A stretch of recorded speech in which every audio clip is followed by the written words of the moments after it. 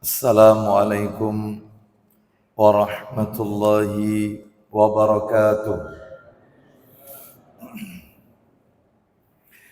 Alhamdulillah alladzi bi ni'matihi tatimmus shalihat wa ashhadu an la ilaha illallah wahdahu la syarika lah وأشهد أن محمدا عبده ورسوله يا أيها الذين آمنوا اتقوا الله حق تقاته ولا تموتن إلا وأنتم مسلمون أما بعد فإن أصدق الحديث كتاب الله وخير الهدي هدي محمد صلى الله عليه وسلم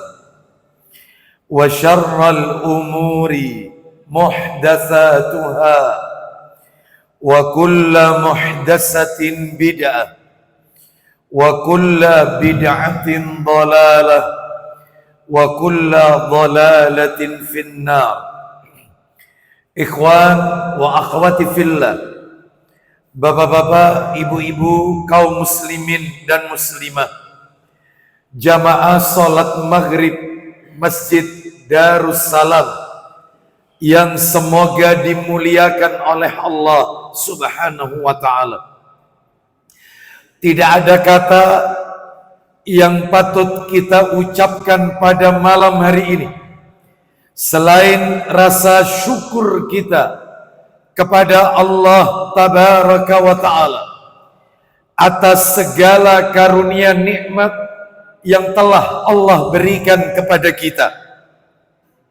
Di antara sekian banyak kenikmatan-kenikmatan yang Allah berikan kepada kita dan kita rasakan pada malam hari ini adalah Allah Subhanahu wa ta'ala kembali mempertemukan kita di salah satu rumah Allah dari sekian banyak rumah-rumah Allah yang ada di muka bumi ini, yaitu Masjid Darussalam, dalam rangka melaksanakan amalan-amalan ketaatan kepada Allah Subhanahu wa ta'ala. Semoga apa yang baru saja kita lakukan, yang saat ini tengah kita lakukan dan akan kita lakukan, semuanya diterima, diridhoi oleh Allah Subhanahu wa ta'ala. Salat maghrib yang sudah kita kerjakan dan menuntut ilmu yang saat ini sedang berlangsung, serta sholat isya yang nanti akan kita kerjakan secara berjamaah pula. Semoga semuanya diterima dan diridhoi oleh Allah Subhanahu wa ta'ala. Bapak ibu kaum muslimin dan muslimah rahimani wa rahimakumullah, malam hari ini kita akan melanjutkan materi kita. Kita masih membahas kitab Syarah Rukun Islam, penjelasan tentang pondasi Islam, rukun Islam. Sebenarnya kita masih berada di rukun Islam yang pertama, yaitu 2 kalimat syahadat. Namun materi ini sudah tuntas, tinggal tersisa satu pembahasan. Di pembahasan 2 kalimat syahadat, yaitu pembahasan tentang pembatal keislaman. Pembatal keislaman itu yang belum tuntas. Jadi ini bagian daripada rukun Islam yang pertama, pembahasan rukun Islam yang pertama, 2 kalimat syahadat. Jadi materi kita menukil dari sebuah buku yang ditulis oleh Ustadz Yazid bin Abdul Qadir Jawas rahimahullah, yaitu buku yang berjudul Syarah Rukun Islam. Kita berada di bagian paling penghujung, paling akhir, yaitu pembatal Islam. Terakhir pertemuan kita tentang materi ini Bapak Ibu, Itu di bulan April, Bapak Ibu sekalian. Tepatnya kalau tidak salah di tanggal 24 April 2025. Memang benar di bulan Mei kita ketemu. Memang betul saya hadir di bulan Mei di Masjid Darussalam. Tetapi waktu itu pembahasannya adalah persiapan memasuki bulan Zulhijjah. Waktu itu kalau tidak salah kami beri judul di bulan kemarin, bulan Mei, ada apa dengan Zulhijjah, ya. Hari ini kita lanjutkan yang di bulan April, pembatal-pembatal keislaman. Baik. Saya sudah menyampaikan pembatal keislaman yang nomor 1. Apa itu? Syirik, menyekutukan Allah. Orang yang menyekutukan Allah, syirkul akbar, syirik besar, Islamnya batal. Keluar dari Islam. Kafir tanpa dia sadari, murtad tanpa dia sadari. Na'udzubillah min dzalik. Tapi syiriknya syirik besar, bukan syirik kecil. Kalau syirik kecil tidak mengeluarkan pelakunya dari Islam. Yang mengeluarkan pelakunya dari Islam dan pelakunya diancam azab yang kekal dalam neraka, itu syirik besar, Bapak Ibu sekalian. Baik. Materi yang pertama sudah selesai, pembatal keislaman syirik. Waktu itu ada yang bertanya kepada saya, kalau nggak salah yang tanya hadir di majelis ini, ya. Waktu itu saya tanya, beliau bertanya kepada saya, Ustadz, apakah kelompok-kelompok Islam seperti Khawarij, seperti Murji'ah, seperti ya kelompok-kelompok yang lain, Mu'tazilah, apakah ini masuk nerakanya kekal dalam neraka? Apakah mereka kekal dalam neraka? Karena waktu itu yang saya sampaikan, yang kekal di dalam neraka cuma 3 golongan manusia. Mudah-mudahan panjenengan masih ingat materi itu. Siapakah 3 golongan yang kekal dalam neraka? Yang pertama adalah orang-orang musyrik, pelaku syirik. Yang kedua orang-orang kafir. Dalilnya di mana? Al-Bayyinah. Innalladzina kafaru min ahlil kitabi dan seterusnya. Wal musyriki dan seterusnya, ya. Al-Bayyinah. Mereka kekal dalam neraka. Adapun yang ketiga orang-orang munafik, itu ada di surat At-Taubah ayatnya 68. Baik. Lalu beliau bertanya, bagaimana dengan Khawarij? Bagaimana dengan Mu'tazilah? Bagaimana dengan kelompok-kelompok Islam yang lain? Apakah mereka kekal dalam neraka? Baik, sebelum saya melanjutkan pembatal keislaman yang nomor 2, ada baiknya malam hari ini saya mencoba untuk menjawab pertanyaan itu lebih dahulu. Baik, setelah itu kita lanjutkan materi kita yang di bulan April. Baik, untuk menjawab pertanyaan beliau tersebut, saya butuh 1 dalil. Butuh bantuan 1 dalil. Dalilnya riwayat Abu Dawud, Bapak Ibu sekalian. Hadis dalam riwayat Abu Dawud dalam kitab Sunan Abu Dawud. Nomor hadisnya 4597. Saya bacakan. Kita dengarkan baik-baik. Nanti baru ketemu jawabannya. Apakah Khawarij? Apakah Murji'ah, Mu'tazilah? Aliran-aliran ini itu masuk nerakanya kekal? Kita dengarkan dulu dalilnya. Abu Dawud 4597. 4597. Dari Muawiyah bin Abi Sofyan radhiyallahu an, bahwasannya Muawiyah pernah berdiri di hadapan kami, lalu ia berkata, nah ini ya, ketahuilah sesungguhnya Rasulullah sallallahu alaihi wasallam, beliau pernah berdiri di hadapan kami, kemudian beliau bersabda. Nah, ini sabda Nabi, kita dengarkan. Ala inna man qablakum min ahlil kitabi iftaraku ala sintaini wa sab'ina millatan.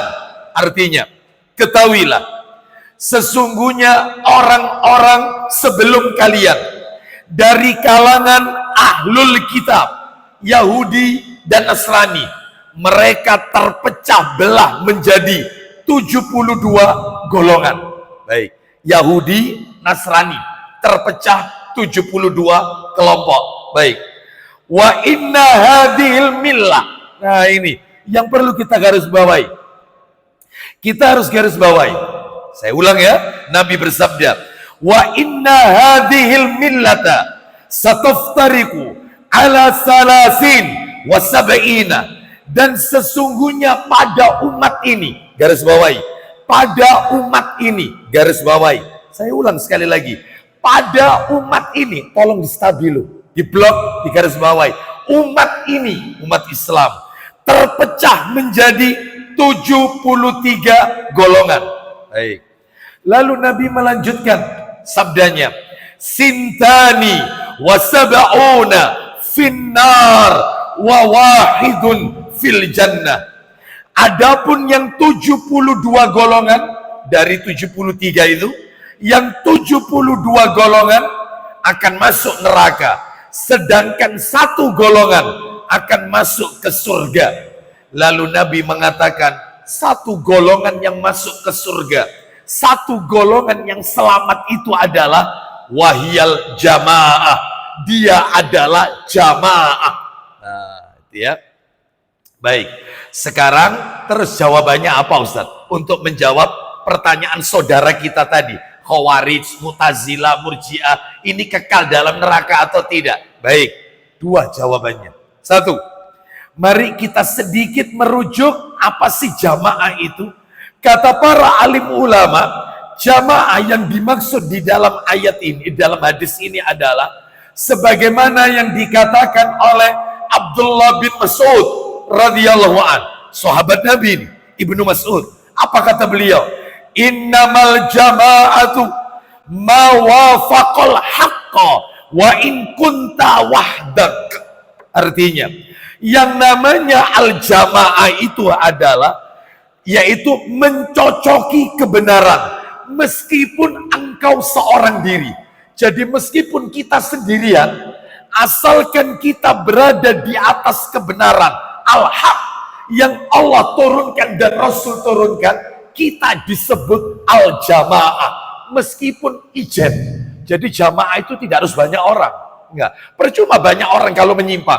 Satu sendirian selamat mengikuti Quran dan Sunnah dengan pemahaman para sahabat, maka itulah yang namanya al-jamaah. Pertanyaan yang kedua, lah terus kalau Khawarij, Mu'tazilah, Murji'ah, Qadariyah, dan seterusnya, apakah ini termasuk penduduk neraka yang kekal? Jawabannya adalah, Bapak Ibu sekalian, mudah-mudahan panjenengan masih ingat hadis Nabi tadi, yang Nabi katakan 72 golongan, yang Nabi katakan sesat masuk neraka itu adalah mereka masih menjadi bagian dari umat Nabi Muhammad sallallahu alaihi wasallam. Karena Nabi mengatakan, dan pada umat ini, umatnya Nabi, umatnya sapa maneh? Umatnya Nabi. Dan pada umat ini terpecah 73, yang 72 neraka, satu masuk surga. Berarti yang 72 Nabi katakan tadi itu bagian dari umat Nabi Muhammad sallallahu alaihi wasallam. Hanya saja mereka terancam neraka. Berarti mereka tidak kekal? Tidak, karena mereka masih membaca syahadat. Sahadatnya belum batal. Sebagaimana Rasulullah sallallahu alaihi wasallam yang membatalkan syahadat itu cuma tadi itu, Bapak Ibu. Syirik besar, batal syahadatnya, Islamnya batal. Tapi kelompok-kelompok yang seperti ini, mereka syahadatnya belum batal, tapi terancam neraka. Kekal? Enggak. Berapa lama di neraka? Wallahu a'lam bishawab. Yang jelas masuk neraka. Vonisnya itu. Cuman satu yang selamat, al-jamaah. Siapa al-jamaah? Nabi sebutkan dalam riwayat Tirmidzi, ma'ana alaihi wa ashabi. Mereka golongan yang mengikuti jejakku dan mengikuti jejak para sahabat. Apakah Khawarij mengikuti jejak Nabi dan para sahabat? Tidak. Mereka bermudah-mudahan mengkafirkan kaum muslimin, mengkafirkan semua pelaku dosa besar. Padahal Nabi tidak pernah mengatakan melakukannya. Mereka suka mendemo, mengkritik, bahkan menghujat, melakukan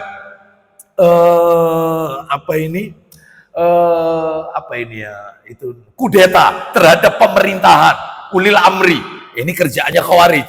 Padahal Nabi SAW tidak pernah mengajarkan seperti ini. Jika ingin menasehati penguasa, maka tidak boleh di depan umum. Itu hadis Nabi. Ini malah di demo, malah membicarakan aib pemimpin.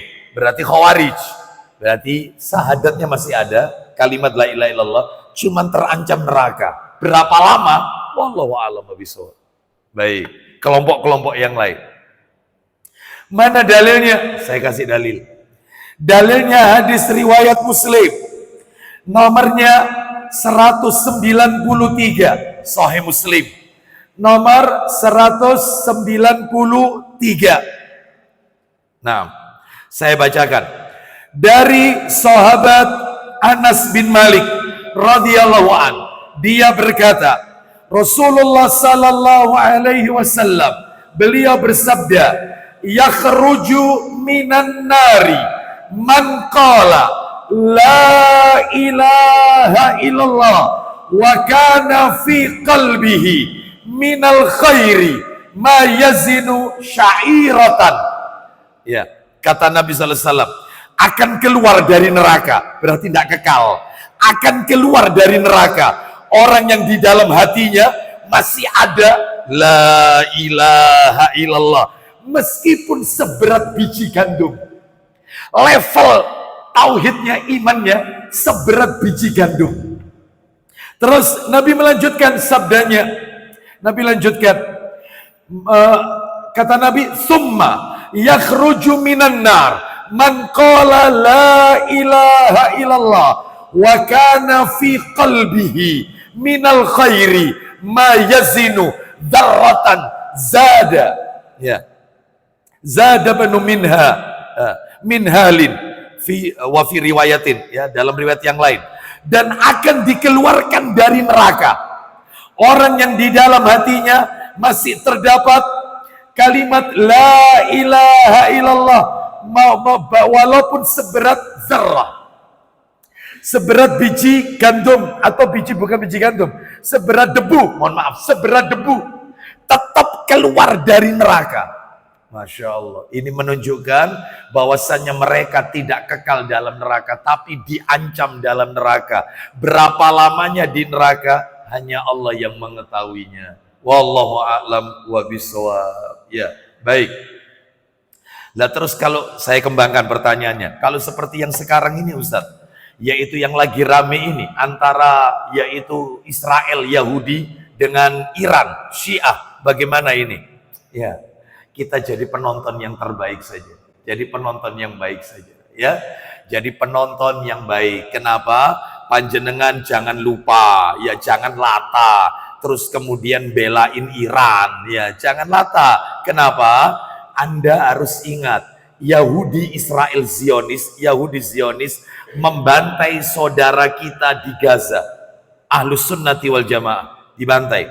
Sedangkan Syiah membantai saudara kita di Suriah.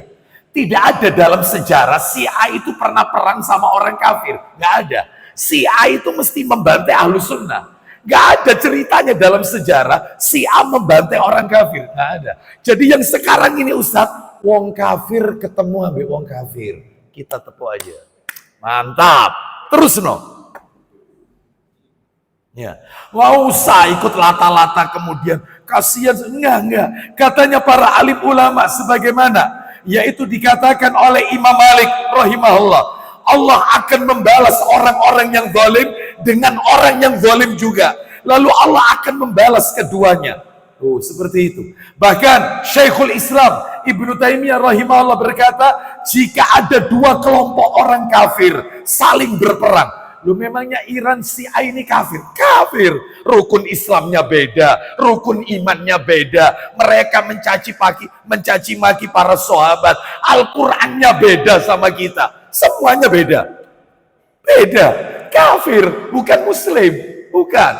Jadi jangan terkecoh. Ya. Apa kata Ibnu Taimiyah? Saya lanjutkan. Jika ada dua kelompok orang kafir saling berperang, maka seorang muslim bergembira dengan peperangan mereka dan berkata, segala puji bagi Allah yang menjadikan orang-orang zalim saling mengalahkan satu sama yang lain. Mantap, teruskan. Itu pembalasan Allah. Seperti itu. Oleh karena itu jangan lupakan Suriah, jangan lupakan Syria, dibantai habis-habisan oleh Syiah Rafidhah. Oleh karena itu maka dalam hal ini mereka ini berdua sama-sama kafir. Ya, jadi nggak masuk kategori tadi 72 golongan tadi, nggak ya? Baik. Artinya mereka jelas keluar dari yaitu syahadat. Syahadatnya beda Bapak Ibu. Syahadatnya orang Syiah dengan kita beda. Kalau kita kan asyhadu an la ilaha illallah wa asyhadu anna muhammadar rasulullah. Mereka tambahkan wa ali habibullah. Rukun Islamnya beda, rukun imannya beda. Al-Qur'annya kita pakai mushaf Utsmani, mereka pakai mushaf Fatimah. Jumlah ayat Quran kita 6.666 ayat. Ayat Al-Quran mereka 18.000 ayat. 3 kali lipatnya. Beda-beda. Quran versi kita berbunyi Fa'idha faraghta fansab wa ila rabbika farghab. Alam Nasrah. Quran versi Syiah Alam Nasrah. Fa'idha faraghta fansab wa aliyan lil wilayah. Apabila kalian telah mengerjakan suatu urusan, maka jadikanlah Ali sebagai pemimpin. Quran versi mereka. Selesai. Oleh karena itu maka dalam hal ini sudah. Jadi kalau di antara mereka menghancurkan, alhamdulillah. Yang satunya hancur, alhamdulillah, alhamdulillah, alhamdulillah. Itu ya. Baik. Kita lanjutkan sekarang pembatal keislaman yang nomor 2. Jadi sudah saya jawab ya pertanyaan bulan April ikhwan kita tentang kelompok yaitu Khawarij dan yang lainnya. Mereka tidak kekal dalam neraka, ya, cuman diancam dalam neraka. Karena Nabi masih mengatakan millah, umatku ini. Umat ini. Sekarang kita lanjutkan pembatal keislaman nomor 2. Apa yang nomor 2? Nomor 1 kan syirik. Yang nomor 2, Bapak Ibu sekalian, nah ini yang lagi rame ini. Yang nomor 2. Yang nomor 2, pembatal keislaman yang kedua adalah bahwasannya mereka mengolok-olok. Ya. Mereka mengolok-olok Al-Quran dan syariat yang dibawa oleh Rasulullah Sallallahu Alaihi Wasallam. Mereka menjadikan joke, candaan-candaan dalam konteks agama. Ya. Ya. Joke bertemakan agama. Oh banyak. Jadi guyonannya guyonan yang bertemakan agama. Dijadikan candaan guyonan. Islamnya batal. Ya. Termasuk yang baru-baru ini lagi rame Ustadz. Munculnya AI. Yaitu tentang, guys, ini hari pertama kami di neraka, guys. Ya. Aku bertemu dengan saudaraku yang lebih dulu meninggal, ternyata juga nasibnya di neraka, guys. Ada enggak yang kayak gini? Guyonannya, candaannya, candaan bertemakan agama. Padahal neraka ini konteksnya dalam Al-Quran untuk menakut-nakuti umat. Ini enggak, malah menantang. Sebagaimana umat-umat yang terdahulu, mereka menantang. Mana katanya diturunkan azab kepada kami? Mana buktinya? Mereka juga sama. Tidak mustahil mereka akan memvisualisasikan bidadari, nanti divisualisasikan surga, nanti apalagi Dajjal, apalagi ini baru neraka. Surga sudah ada nggak AI-nya? Belum ada ya. Saya kok belum di IG belum ada yang seliweran. Yang seliweran itu neraka. Ya, mereka berenang. Ya. Satu, guyonan. Ya, baik. Jadi padahal ini adalah ini rahasia Allah Azza wa Jalla. Ini adalah bentuknya gaib yang mereka umpamakan, mereka seakan-akan di neraka dengan AI tersebut. Salah besar. Api di dunia ini belum apa-apanya. Api neraka ini 70 kali lipat api yang ada di dunia. Ya. Sehingga jelas ini berarti meragukan ayat-ayat Quran tentang neraka. Mereka buat main-main. Mereka buat candaan. Hati-hati. Berarti ini Ustaz, kalau kita ditanya, ini tontonan menghibur atau tontonan kufur? Menghibur atau kufur? Nah, sekarang kita akan bacakan ayatnya. Job bertemakan agama. Jadi ini yang bisa membatalkan Islam. Islamnya bisa batal ini. Apa itu? Kita dengarkan ayatnya. Mereka buat candaan-candaan guyonan yang bertemakan agama. Dalilnya adalah firman Allah Ta'ala di dalam Al-Quran. Suratnya surat yang ke-9 At-Taubah. Surat 9 At-Taubah. Ayatnya 65 dan 66. Kita dengarkan. Surat At-Taubah surat 9 ya. Ayatnya 65 dan 66. Allah Ta'ala berfirman.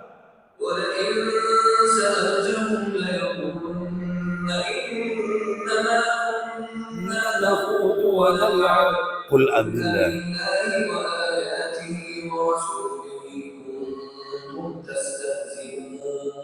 la ta'tadhiru qad kafartum ba'da imanikum in na'fu 'an ta'ifatin minkum nu'adhib ta'ifatan bi annahum kanu mujrimin. Ya, kita dengarkan terjemahannya. Surat At-Taubah ayat 65 dan 66. Allah berfirman ayat 65-nya. Dan jika kamu tanyakan kepada mereka, niscaya mereka akan menjawab, sesungguhnya kami hanya bersenda gurau dan bermain-main saja. Katakanlah Muhammad kepada mereka, mengapa kepada Allah dan ayat-ayatnya serta Rasulnya kamu selalu berolok-olok? Tidak perlu kalian meminta maaf. Ayat 66-nya. Karena kamu telah kafir sesudah beriman. Keluar Islam. Keluar Islam. Gak usah minta maaf. Minta maaf ya, saya cuma guyon aja. Menghangatkan suasana. Hanya guyon. Daripada kita ini terlalu serius. Ya, saya cuma guyon. Gak usah minta maaf. Kata Allah, kalian telah kafir sesudah beriman. Kita lanjutkan ayatnya. Jika kami memaafkan sebagian dari kamu karena telah taubat, niscaya kami akan mengadab golongan yang lain. Karena sesungguhnya mereka adalah orang-orang yang selalu berbuat dosa. Bapak Ibu, mohon maaf. Ayat ini turun ternyata ada asbabun nuzulnya. Apa asbabun nuzulnya? Saya akan bacakan ya. Ayat ini turun ada kronologisnya. Ada ceritanya. Disebutkan di dalam tafsir Ibnu Katsir bahwasannya diriwayatkan oleh Ibnu Umar, Muhammad bin Ka'ab dan Zaid bin Aslam di dalam hadis yang panjang yang menjadi sebab turunnya beberapa ayat surat At-Taubah, terutama ayat 65 dan 66. Ceritanya begini, saya ringkas saja, saya sadur kisahnya. Tatkala kaum muslimin sedang berada di perang Tabuk, ada seseorang yang berkata kepada teman-temannya. Jadi dia ngomong sama teman-temannya.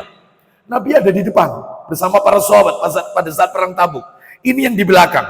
Mereka berkata, kami tidak pernah melihat orang yang lebih buncit perutnya, lebih dusta perkataannya, dan lebih pengucut ketika bertemu dengan musuh ketimbang para qori ahli baca Quran ini. Maksudnya Rasul dan para sahabat. Bayangin, ngerasani Nabi ada di depan. Mereka habis-habisan ngerasani Nabi, menggunjing Nabi dan para sahabat. Mendengar hal tersebut, maka Auf bin Malik radhiyallahu anhu berkata, kalian berdusta. Kalian sebenarnya orang-orang munafik. Akan aku laporkan kepada Rasulullah apa yang kalian lakukan ini. Maka pergilah Auf bin Malik menemui Rasulullah SAW untuk melaporkan apa yang mereka katakan. Dan ternyata ia jumpai ayat Quran telah turun mendahului beliau yang membahas peristiwa tersebut. Jadi Auf bin Malik belum ketemu, ayatnya sudah turun. Maka datanglah orang-orang yang membuat lelucon ini, yang mengolok-olok Nabi tadi, menemui Rasulullah. Ia menjumpai Rasulullah SAW telah naik ke atas ontanya dan bersiap untuk pergi. Jadi Nabi sudah mau naik onta. Mereka mendatangi. Bahkan disebutkan mereka memegangi kaki Nabi minta maaf. Minta maaf. Sambil terseret-seret mereka minta maaf. Lalu kemudian orang ini pun akhirnya berkata, wahai Rasulullah, sesungguhnya kami sekadar bersenda gurau, ngobrol untuk menghilangkan kebosanan dalam perjalanan. Sebagaimana yang biasa dilakukan oleh orang-orang dalam perjalanan. Daripada kita ini bosan, kita terus jalan. Ya karena ini peperangan. Maka kita buat senda gurau, candaan-candaan. Kata Ibnu Umar radhiyallahu anhu saat itu. Aku melihat ia berpegang pada tali pelana onta Rasul. Sedangkan kaki mereka tersandung-sandung batu. Seraya berkata, kami hanya gurau, kami hanya bercanda. Maka Nabi SAW mengatakan, kalian tidak perlu minta maaf. Karena kalian telah kafir sesudah beriman. Selesai. Syahadatnya batal. Keluar Islam. Keluar Islam. Ya. Oleh karena itu Bapak Ibu sekalian, ya, rahimani wa rahimakumullah, disebutkan di dalam Al-Quran surat yang ketiga-tiga, Al-Ahzab, ayatnya 57 dan 58. Allah berfirman, innal ladina yu'dzuna Allah wa rasulahu la'anahumullahu fid dunya wal akhirah wa a'adda lahum adzaban mubina. Sesungguhnya orang-orang yang menyakiti Allah dan Rasulnya, maka Allah akan melaknatnya di dunia dan di akhirat dan menyediakan azab yang menghinakan bagi mereka. Makanya tolong berhati-hati kalau bicara.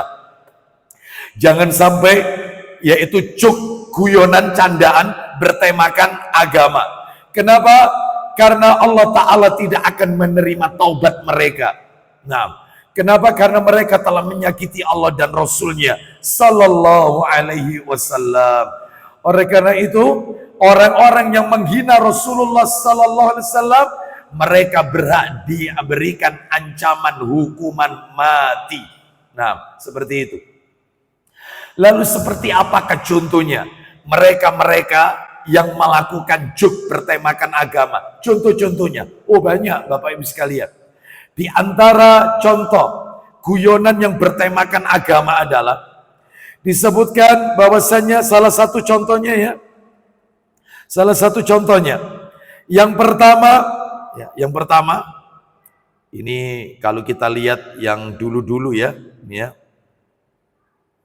Misalnya mereka membuat guyonan dan saya pernah dengar ini yang menyampaikan adalah seorang ustadz. Ya, meskipun itu ceramahnya guyon. Jangan guyon bertemakan agama, jangan. Apa katanya? Bapak Ibu sekalian, Allah itu berfirman, wala taqrabuz zina. Ya, napa niku artinya? Jamaah tanya, jangan dekati zina. Sanes. Ya, wala taqrabuz zina, jangan berzina dino Rebo. Ya, wala taqrabu Rabu itu disebut Rebo. Jangan berzina hari Rebo. Guyu kabeh jamaah. Nek dinten liyane mboten napa-napa niku. Guyu kabeh nggih mboten-mboten, ya tetap haram. Loh, jangan, ini Anda sedang membaca ayat Quran. Hati-hati loh. Anda akan kafir setelah beriman. Keluar Islam. Hati-hati. Terus kemudian ada lagi. Ya, seperti mereka yaitu misalnya mengatakan ta'addud zaujat, poligami di dalam Islam ini mereka mengatakan sebagai bentuk kezaliman kepada kaum wanita. Ini poligami ini bentuk kezaliman, padahal itu syariatnya Allah. Mereka katakan itu sebuah bentuk kezaliman. Mana mungkin Allah menzalimi hambanya? Oleh karena itu maka ini hati-hati, jangan melakukan guyonan. Nah ini lagi, ya, sejumlah mahasiswa Universitas Islam UIN Sunan Ampel Surabaya dalam acara orientasi studi cinta akademik dan alma mater disebut Oscar. Oscar itu orientasi studi cinta akademik dan alma mater, Oscar. Mahasiswa baru, maba, yang dilakukan tanggal 28 sampai 30 Agustus 2014. Kejadiannya 11 tahun yang lalu. Mereka mengangkat tema yang cukup meresahkan umat Islam. Judulnya apa? Tuhan membusuk. Rekonstruksi fundamentalisme menuju Islam kosmopolitan. Tuhan membusuk. IAIN. Ya. Terus kemudian di antaranya lagi adalah, yaitu mereka mengatakan syariat Islam ini atau isi Quran ini perlu direvisi. Lu siapa yang ngomong? Cil, jaringan Islam liberal. Karena isi Al-Quran sudah tidak relevan dengan perkembangan zaman. Sehingga perlu diamandemen, perlu direvisi. Karena sudah tidak mengikuti perkembangan zaman. Quran direvisi. Hati-hati, hati-hati, hati-hati. Saya bilang hati-hati. Bisa berdampak kafir tanpa sadar. Sudahlah ojo, jangan ya, jangan joknya ini guyonnya keterlaluan bertemakan agama. Belum lagi, yaitu mereka yang ada yang merendahkan malaikat. Mereka merendahkan malaikat.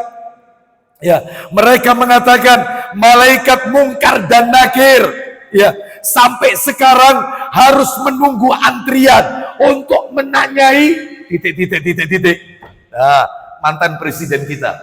Oh, yang kuburannya didatangi oleh sekian banyak, ngalah berkah. Anda tahu kan maksud saya? Oh, sudahlah, ojo. Rahasia, bukan rahasia lagi ini ya. Bahkan mereka mengambil tanah kuburannya karena mereka beranggapan tanah kuburannya mengandung berkah. Kata Nabi kan pernah mengatakan, hadisnya sahih, Nabi mengatakan ketika mayat itu diletakkan, dimiringkan kiblat, ditutup papan, diuruk tanah, maka mayat itu bisa mendengar suara derap kaki orang yang nganterkan. Lah ini belum sampai sekarang belum bisa ditanyai karena orang itu terus menerus. Iya, terus.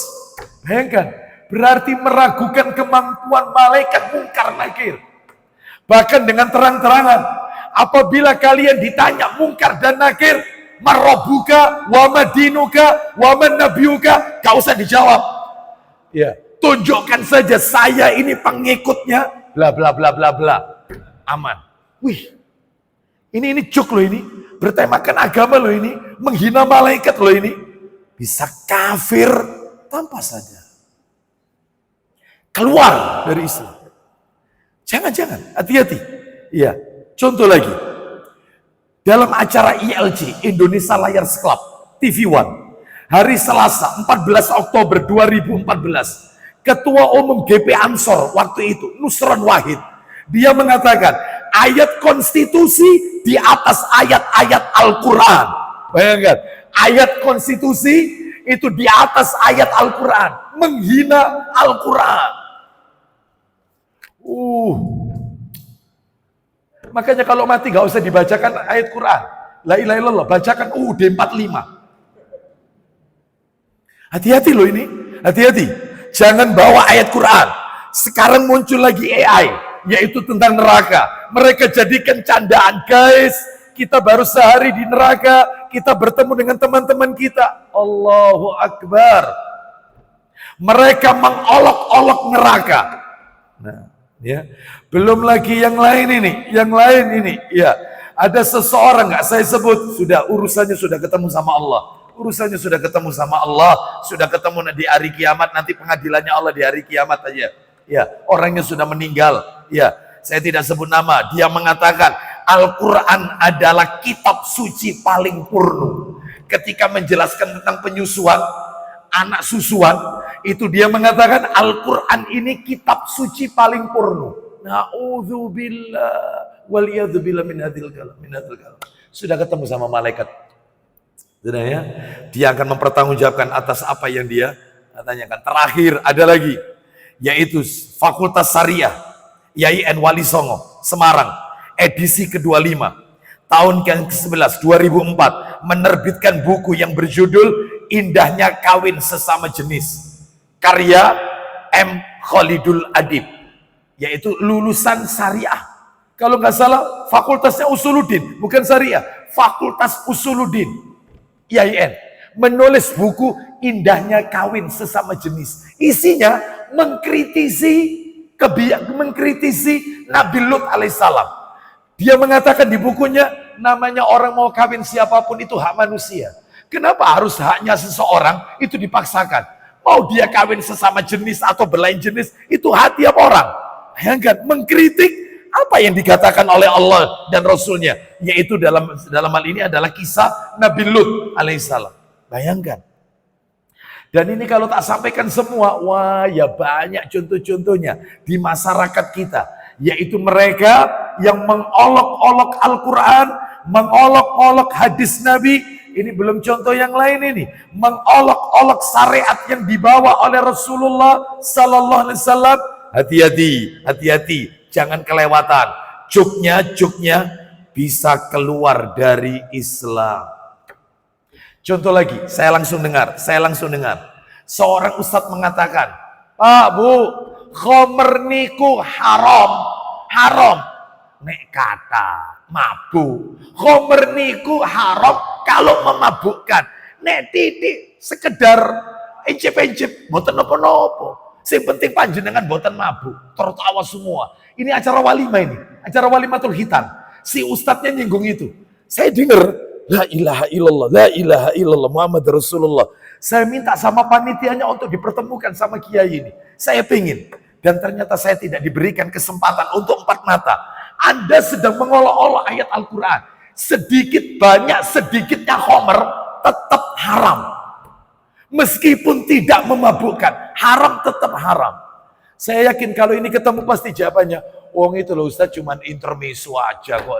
Ya, ini hati-hati. Belum lagi ceramahnya mesti bahas yang jorok-jorok. Bahasanya itu mesti yang jorok-jorok. Yang anak kecil ya nggak layak untuk mendengarkannya, jorok. Oleh karena itu mereka beranggapan untuk menghangatkan suasana supaya tidak tegang. Ya, seperti itu. Sampai-sampai dia mengatakan bahwasanya ya niki beda nih ceramah tentang Indonesia kali di Arab Saudi. Nek teng Arab Saudi niku serius terus. Botennya ndak ada guyon-guyonnya. Tapi kalau di Indonesia ono selingane guyon. Lu silakan, tapi jangan bertemakan agama ini bukan untuk jadi candaan, bukan. Nabi memperjuangkan Islam ini tetesan darah. Pilihan hidup mati, perang, bukan untuk guyonan, bukan. Nah, itu ya, makanya hati-hati, bisa jadi nanti Islamnya batal. Na'udzubillah min dzalik. Ya, baik, ini yang nomor 2 Bapak Ibu sekalian ya. Sekarang yang nomor 3, belum masuk waktu Isya ya, belum ya. Yang nomor 3, pembatal keislaman yang nomor 3. Yang nomor 3 adalah membenci ajaran syariat Islam. Membenci, nggak suka. Nggak usah, membenci, mohon maaf, ajaran syariat Islam. Membenci tok, membenci. Nggak senang berjenggot, padahal ini sunnah Nabi syariat Islam. Tidak senang yaitu celana di atas mata kaki. Tidak senang kalau melihat wanita-wanita bercadar. Mereka cap langsung divonis ninja, teroris, dan seterusnya. Tidak senang dengan kajian-kajian sunnah. Membenci syariat Islam. Membenci. Loh dalilnya di mana? Benci tok, Islamnya batal. Dalilnya adalah disebutkan di dalam Quran surat nomor 47 Muhammad. Kita dengarkan. Quran surat nomor 47 Muhammad. Surat 47 itu Muhammad, ayatnya ayat 8 dan 9. Ayat 8 dan 9. Ayat 8 dan 9. Allah Ta'ala berfirman. Surat nomor 47 ayat 8 dan 9. Allah berfirman.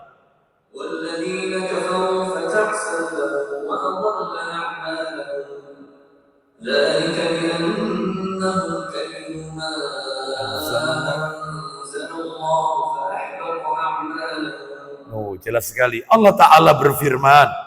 Kita dengarkan. Dan ayat 8. Dan orang-orang yang kafir. Sudah diawali dengan orang-orang kafir. dan orang-orang yang kafir, maka celakalah mereka dan Allah menghapus segala amalnya. Itu ayat 8. Ayat 9-nya, yang demikian itu karena mereka membenci apa yang ada dalam Al-Quran, apa yang Allah turunkan dalam Al-Quran, maka Allah menghapus segala amal mereka. Jadi ciri-ciri orang kafir, mereka membenci apa yang ada dalam Al-Quran, membenci ajaran Islam, benci. Hati-hati ya, hati-hati. Maka betapa banyak di realita kehidupan kita, mereka-mereka yang membenci ajaran syariat Islam. Bahkan mereka mengatakan, kita yang tegar di atas sunnah ini, apa kata mereka? Kita ini ibarat kembali ke zaman onta. Ke zaman onta. Loh ya. Dan seterusnya. Hati-hati. Bahkan mereka juga menjadikan Al-Quran sebagai buah olok-olokan. Salah satunya ini Bapak Ibu. Salah satunya adalah, yaitu misalnya dengan mengatakan, jilbab itu budaya Arab. Oh, ini jelas ya. Terus lagi mengatakan, apa katanya? Al-Quran itu mengajarkan kepada kita bolehnya mengucapkan selamat Natal kepada mereka non-muslim. Oh, coba ya. Saya nggak perlu sebutkan ya. Anda semuanya sudah pada tahu. Meskipun ya, dia disebut ahli tafsir Al-Quran di Indonesia. Ya, maka jelas apa yang dia tafsirkan melenceng daripada Al-Quran dan Sunnah Nabi Sallallahu Alaihi Wasallam. Baik, demikian Bapak Ibu sekalian, saya cukupkan sampai 3 poin saja. Jadi sudah 3 poin ya. Yaitu yang pertama apa tadi Bapak Ibu? Pembatal keislaman yang pertama, syirik. Nomor 2 apa? Nomor 2? Ya, mengolok-olok Allah dan Rasulnya, menjadikan Al-Quran dan As-Sunnah sebagai bahan olok-olokan. Yang ketiga, apa yang ketiga tadi? Membenci syariat yang dibawa oleh Rasulullah Sallallahu Alaihi Wasallam. Kita belum masuk masalah sihir. Insya Allah bulan depan, sihir itu juga pembatal keislaman. Nanti kita akan sebutkan sihir itu ada berapa macam, ya macam-macamnya. Termasuk juga loyal kepada orang kafir. Kalau sama orang kafir luar biasa cintanya. Tapi kalau sesama ini juga bisa batal Islamnya. Ini belum kita bahas. Insya Allah pada kesempatan-kesempatan yang akan datang. Wallahu a'lam wa bishawab. Karena sudah masuk waktu Isya, kami cukupkan sampai di sini. Ya, mudah-mudahan menjadi tambahan ilmu yang bermanfaat. Semoga Allah memperkuat akidah kita. Semoga kelak Allah mewafatkan kita dalam keadaan mentauhidkan Allah. Dan Allah masukkan kita beserta anak keturunan kita di dalam surganya Allah yang kekal nan abadi. Kita tutup. Wassallallahu ala nabiyyina wa ala alihi wa sahbihi wasallam. Subhanakallahumma wa bihamdika. Asyhadu an la ilaha illa anta. Astaghfiruka wa atubu ilaik. Wa akhiru da'wana anil hamdulillahi rabbil alamin. Assalamualaikum warahmatullahi wabarakatuh.